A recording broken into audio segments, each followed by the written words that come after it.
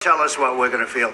We're trying to solve a problem. Don't tell us what we're going to feel. I'm not telling you. Because you're in no position to dictate that. Remember this. Destruction of your country. Yes, but if you Mr. President, with respect, I think it's disrespectful for you to come into the Oval Office and try to litigate this in front of the American media. Right now, you guys are going around and forcing conscripts to the front lines because you have manpower problems. You should be thanking the president for trying to bring an end to this conflict. Have you ever been to Ukraine that you say what problems we have? I have been to. Come once. I've actually watched and seen the stories, and I know what happens is you bring them on a propaganda tour, Mr. President.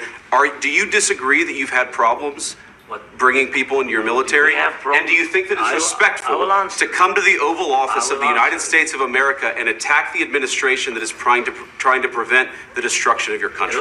A lot of questions. Let's start from the beginning. Sure. First of all, during the war, everybody has problems, even you, but you have nice ocean and don't feel now, but you will feel it in the future. God bless. You don't know that. God bless. God bless. You will not have a war. Don't tell us what we're going to feel. We're trying to solve a problem. Don't tell us what we're going to feel. I'm not telling you. Because you're in no position to dictate that. Remember this. You're in no position to dictate what we're going to feel. We're going to feel very good. You will feel influence. We're going to feel very good and very strong. You will feel influence. You're right now not in a very good position. You've allowed yourself to be in a very bad position, and he happens to be right about it. From the very beginning of the war. You're not in a good position. You don't have the cards right now. With us, you start having cards. Right now, you don't. You're playing cards. You're playing cards. You're gambling with the lives of millions of people. You're gambling with World War III.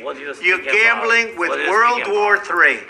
And what you're doing is very disrespectful to the country, this country. That's backed you far more than a lot of people said they should have. Have you said thank you once this entire meeting? No, in this entire meeting, have you said thank you? You went to Pennsylvania and campaigned for the opposition in October. Offer some words of appreciation for the United States of America and the president who's trying to save your country.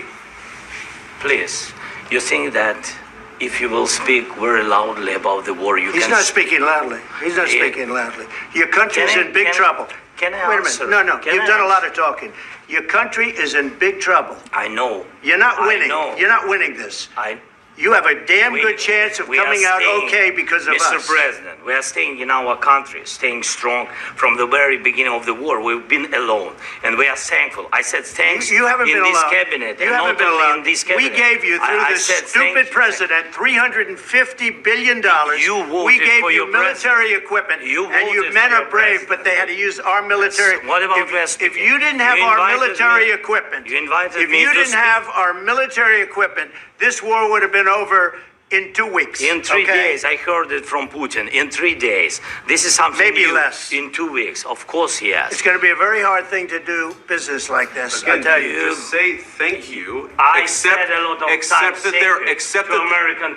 there are disagreements, and let's go litigate those disagreements rather than trying to fight it out in the American media when you're wrong.